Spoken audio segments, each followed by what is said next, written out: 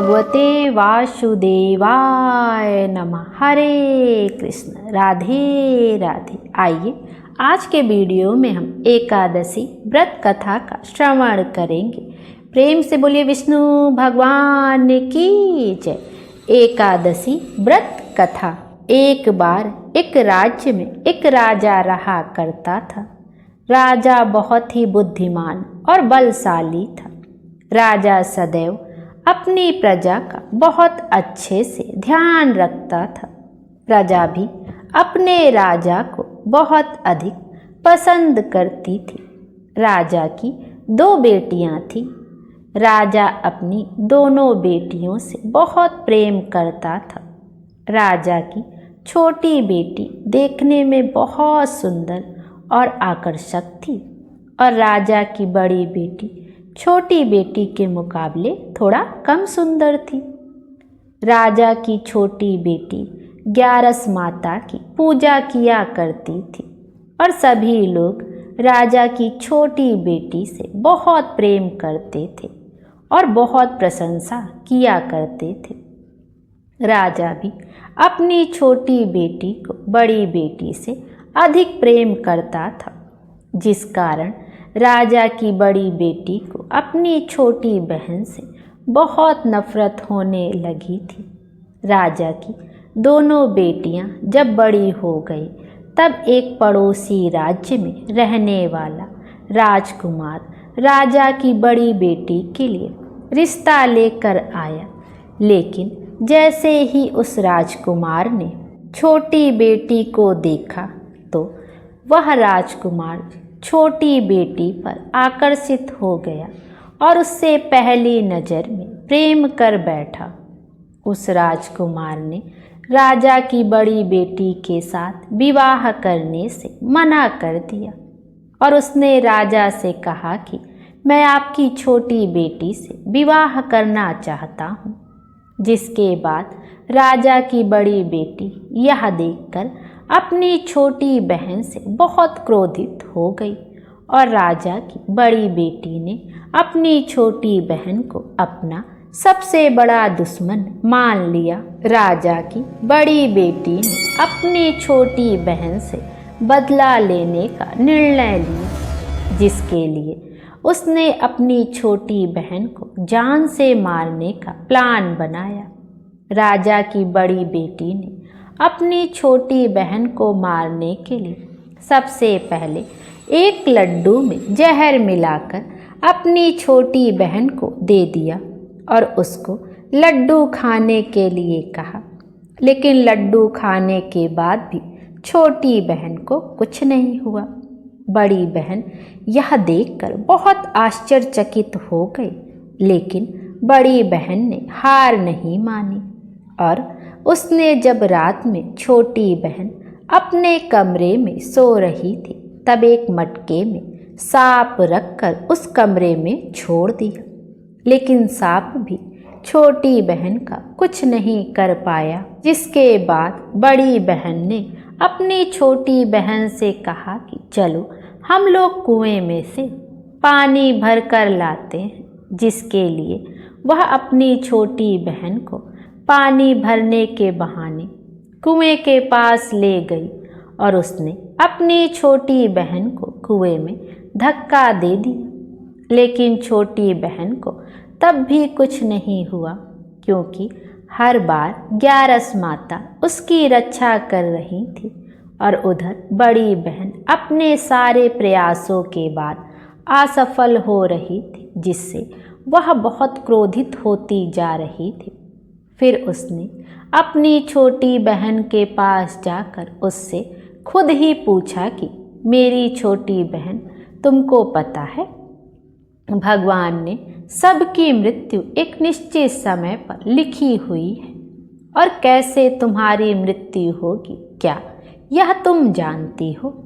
तब छोटी बहन ने अपनी बड़ी बहन को बताया कि हाँ, मैं तो जानती हूँ कि मेरी मृत्यु कैसे होगी।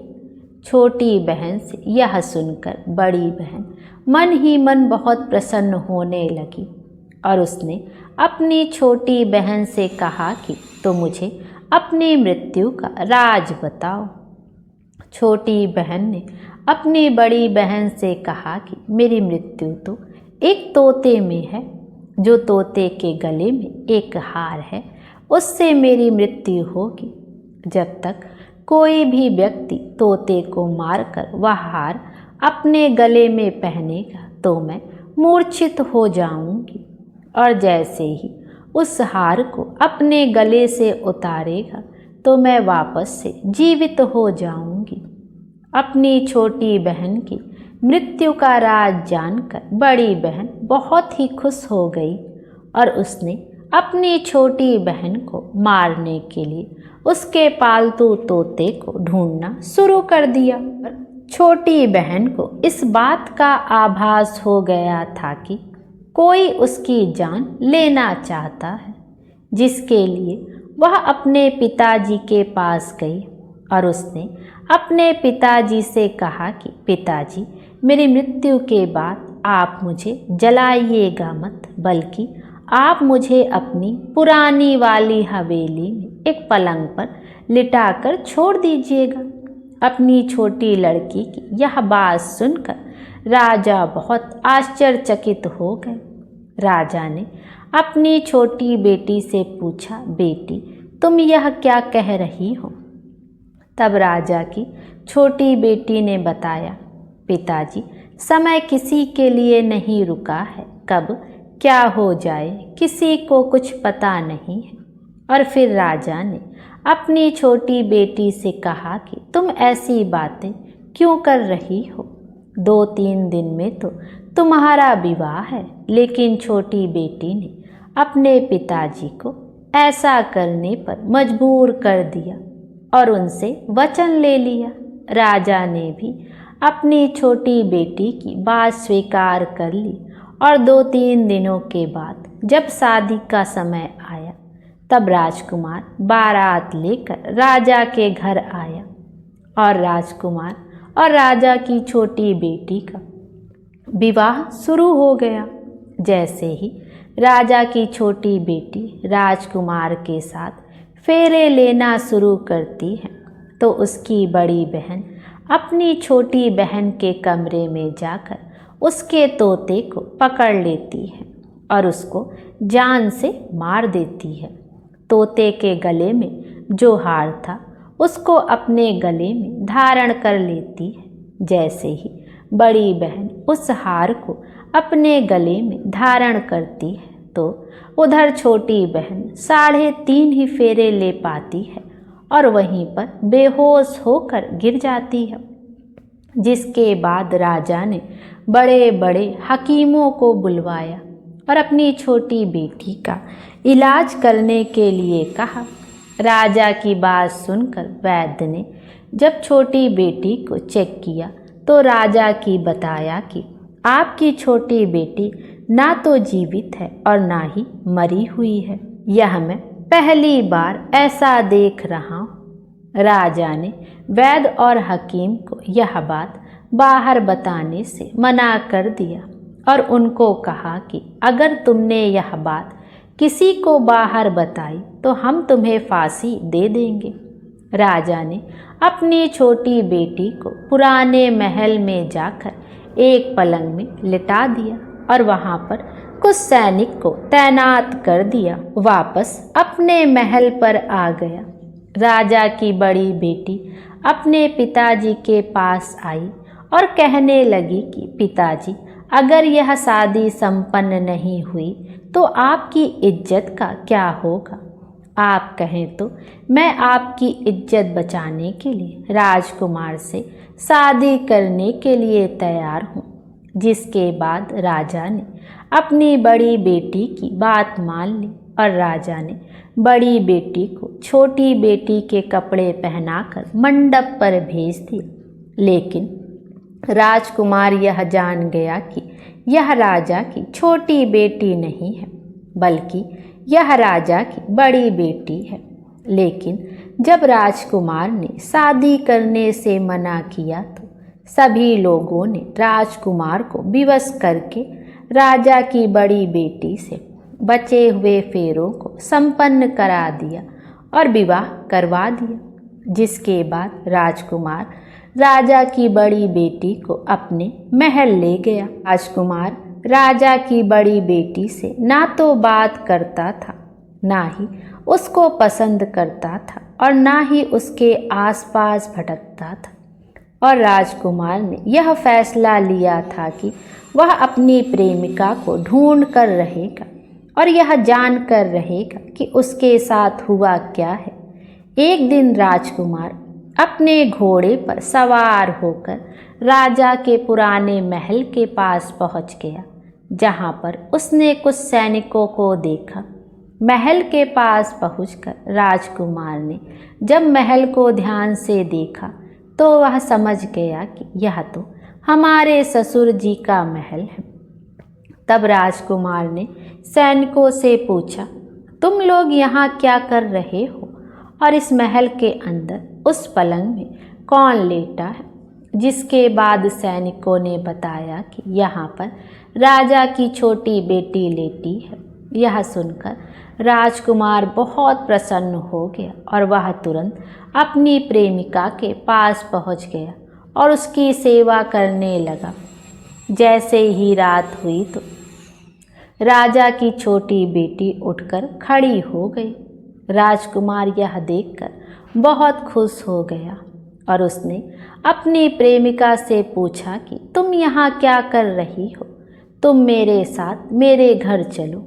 राजा की छोटी बेटी ने राजकुमार को सारी बातें बता दी कि मेरी जान एक तोते में बसी थी और मैंने यह बात सिर्फ अपनी बड़ी बहन को बताई थी और मुझे पता है कि उसने ही मुझे मारने का प्रयास किया है। उसके पास एक हार है जिसको वह सुबह पहन लेती है और रात को उतार देती है। जब तक वह हार को पहने रहती है तब तक मैं मूर्छित रहती हूँ और जैसे ही वह हार को उतार देती है तो मैं जीवित हो जाती हूँ और जब तक मेरी बड़ी बहन के पास वह हार है तब तक मैं ऐसे ही जीवित और मूर्छित होती रहूँगी। अगर मेरी बड़ी बहन के पास जो हार है वह मेरे हाथ लग जाए तो मैं हमेशा के लिए जीवित हो जाऊँगी। राजकुमार यह बात सुनकर राजा की छोटी बेटी के पास रहने का निर्णय ले लिया और उसने अपने बचे हुए सारे फेरे उस पलंग में लेटी राजकुमार की छोटी बेटी के साथ ले लिए और अपना विवाह पूर्ण कर लिया और वहीं पर ही रहने लगा। देखते ही देखते कुछ समय में राजा की छोटी बेटी और राजकुमार की पत्नी गर्भवती हो गई। एक दिन राजकुमार को किसी काम से बाहर जाना पड़ा। तब छोटी बहन के पेट में बहुत तेज से दर्द होने लगा, जिसके बाद उसने 11 माता का आवाहन किया। जिसके बाद वहाँ पर 11 माता प्रकट हुई और उन्होंने अपने भक्त के दर्द को दूर किया और एक पुत्र की प्राप्ति करवाई। और वहीं पर अचानक से राजकुमार भी आ गया। राजकुमार ने 11 माता को देखा तो वह आश्चर्यचकित हो गया और उसने तुरंत माता को प्रणाम किया और 11 माता ने राजकुमार से कहा कि जब तुम्हारा पुत्र 5 वर्ष का हो जाए तो तुम अपनी पत्नी का हार आकर इसके गले में डाल देना। और देखते ही देखते राजकुमार और राजा की छोटी बेटी का पुत्र 5 वर्ष का हो जाता है। तब राजकुमार अपने बेटे से कहता है कि बेटा, मैं कुछ काम से बाहर जा रहा हूँ, तुम अपनी माता का ध्यान रखना। और वहाँ से चला जाता है। राजा को बाहर निकलता देख बड़ी बहन के सैनिक देख लेते हैं और बड़ी बहन को जाकर सारी बातें बता देते हैं। जिसके बाद बड़ी बहन अपनी छोटी बहन के पुत्र को वहाँ से उठवा लेती है और उसको मरवा देती है। छोटी बेटी के पुत्र के 2 टुकड़े करवाती है।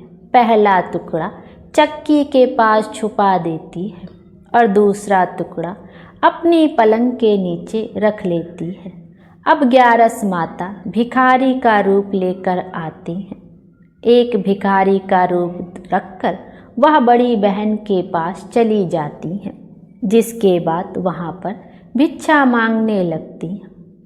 बड़ी बहन अपने नौकरों से कहती हैं कि जाकर भिक्षा दे दे, लेकिन जैसे ही नौकर 11 माता को भिक्षा देने के लिए आते हैं तो माता उन्हें मना कर देती हैं और कहती हैं कि मैं तुम्हारी महारानी से ही भिक्षा लूँगी। जिसके बाद बड़ी बहन स्वयं ही भिक्षा देने के लिए माता के पास आती है। तब माता एक बिल्ली का रूप लेकर उसके कमरे में चली जाती है और वहाँ पर छोटी बेटी के पुत्र के 2 टुकड़ों को आपस में जोड़ देती हैं और उसे जीवित कर देती हैं और उसे वहाँ से ले जाती हैं। राजकुमार अपने बेटे को लेकर अपनी पत्नी के पास जाता है और उसे कहता है कि तुम इसका ध्यान रखना। अगर तुम इस बच्चे का अच्छे से ध्यान रखोगी मैं तो फिर तुमसे बात करूँगा। एक दिन राजकुमार अपने बच्चे से कहता है कि तुम माँ से उनके गले का हार मांग लो। जिसके बाद राजकुमार का लड़का अपनी माँ के पास जाता है और कहता है कि माँ, मुझे तुम्हारा हार चाहिए जो तुमने गले में पहन रखा है। यह सुनकर पहले तो बड़ी बहन बहुत क्रोधित होती है, पर उसको यह याद आता है कि राजकुमार ने कहा था कि अगर मैं इस बच्चे का ध्यान अच्छे से रखूंगी तो वह मुझसे बात करेंगे। जिसके कारण वह हार को उस बच्चे को दे देती है और वह तुरंत हार को ले जाकर अपने पिताजी को दे देता है। और तभी राजकुमार अपने बेटे को लेकर वहाँ से जाने लगता है और अपनी पत्नी से कहता है कि तुम हमारे लिए खाना बना कर रखना, मैं शाम को आकर तुम्हारे साथ खाऊंगा। और वह अपने बेटे को लेकर वहाँ से चला जाता है। जिसके बाद वह राजा के पास जाता है और उनको सारी बातें बता देता है। राजा अपनी बड़ी बेटी की यह करतूत सुनकर बहुत क्रोधित होते हैं और अपनी परवरिश पर ही दोष देने लगते हैं और राजकुमार को अपनी छोटी बेटी के साथ रहने के लिए आदेश देते हैं। प्रेम से बोलिए विष्णु भगवान की जय। तो यह थी 11 माता की कथा, जिसको कि हर एकादशी में अवश्य ही सुनना चाहिए। प्रेम से बोलिए 11 माता की जय। आइए अब जया एकादशी की पावन कथा का भी श्रवण करते हैं। अभी तक हमने 11 माता की कथा का श्रवण किया, अब जया एकादशी की कथा का भी श्रवण करते हैं। प्रेम से बोलिए विष्णु भगवान की जय। जया एकादशी व्रत कथा। एक समय देवराज इंद्र नंदनवन में विहार कर रहे थे। चारों ओर उत्सव सा माहौल था। गंधर्व गायन कर रहे थे और गंधर्व कन्याएं नृत्य प्रस्तुत कर रही थीं। वहीं पुष्पवती नामक गंधर्व कन्या ने माल्यवान नामक गंधर्व को देखा और उस पर मोहित होकर अपने हाव भाव से उसे रिझाने का प्रयास करने लगी। माल्यवान भी उस पर मोहित होकर अपने गायन का सुरताल भूल गया। इससे संगीत का लय टूट गया और संगीत का सारा आनंद बिगड़ गया। सभा में उपस्थित देवों को यह बहुत बुरा लगा। यह देखकर देवराज इंद्र भी कुपित हो गए। संगीत एक पवित्र साधना है। इस साधना को भ्रष्ट करना अपराध है। अतः इंद्र क्रोधित हो उठे और उन्होंने पुष्पवती तथा माल्यवान को श्राप दे दिया। संगीत की साधना को अपवित्र करने वाले माल्यवान और पुष्पवती, तुमने देवी सरस्वती का अपमान किया है, अतः तुम्हें मृत्युलोक में जाना होगा। गुरुजनों की सभा में असंयम और लज्जाजनक प्रदर्शन करके तुमने गुरुजनों को भी अपमान किया है, इसलिए इंद्रलोक के निवास के बदले अब तुम अधम पिशाच असंयमी का जीवन बिताओगे। इंद्र का श्राप सुनकर वे अत्यंत दुखी हुए और हिमालय पर पिशाच बनकर दुखपूर्वक जीवन व्यतीत करने लगे। उन्हें गंध, रस, स्पर्श आदि का कुछ ज्ञान नहीं था। वहीं उन्हें असहनीय दुख सहने पड़ रहे थे।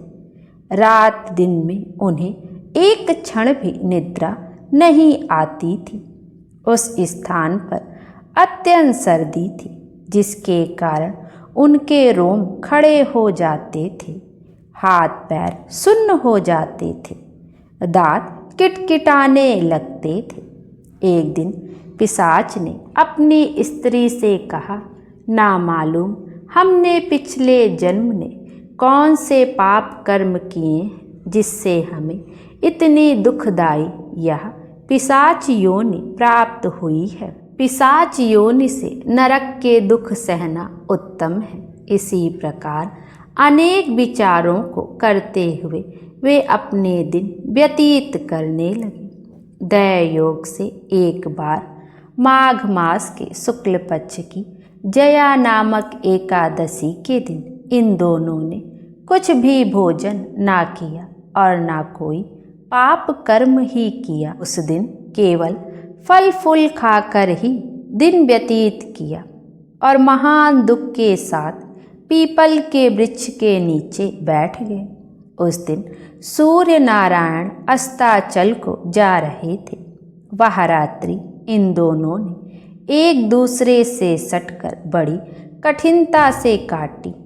दूसरे दिन प्रातःकाल होते ही भगवान के प्रभाव से इनकी देह छूट गई और अत्यंत सुंदर अप्सरा और गंधर्व की देह धारण करके तथा सुंदर वस्त्रों तथा आभूषणों से अलंकृत होकर वे स्वर्गलोक को चले गए।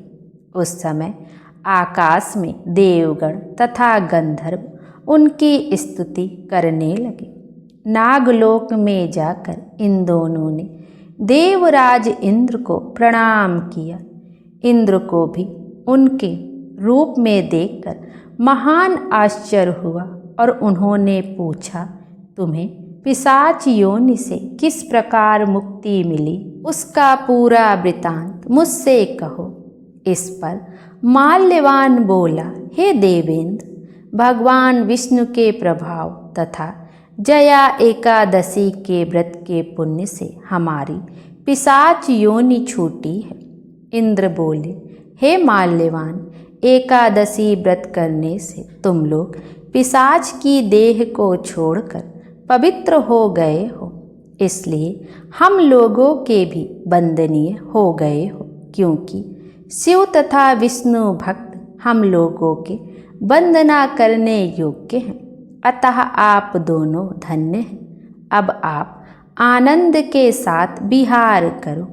हे कुंती पुत्र, इस जया एकादशी का व्रत करने से कुयोनि से मुक्ति मिल जाती है। जिसने भी इस एकादशी व्रत को कर लिया उसने मानो सब तप यज्ञ दान कर लिए। जो मनुष्य भक्ति पूर्वक जया एकादशी व्रत करते हैं वे सहस्त्र वर्ष तक स्वर्ग में निवास करते हैं। प्रेम से बोलिए विष्णु भगवान की जय। इस कथा का सार है, संगीत एक साधना है, एक विद्या है, इसमें पवित्रता आवश्यक है। फिर जिस सभा में अपने से बड़े गुरुजन आदि उपस्थित हों वहाँ प्राणी को संयम और मर्यादा बनाए रखना चाहिए ताकि गुरुजनों का सम्मान बना रहे। गुरुजनों का अपमान करने वाला घोर नरक भोगता है। यह इस कथा का सार है। प्रेम से बोलिए विष्णु भगवान की जय। विष्णु भगवान हम सबकी मनोकामना पूर्ण करें और हमारे जीवन को खुशियों से भर दें। Thank you. Radhe Radhe. Hare Krishna.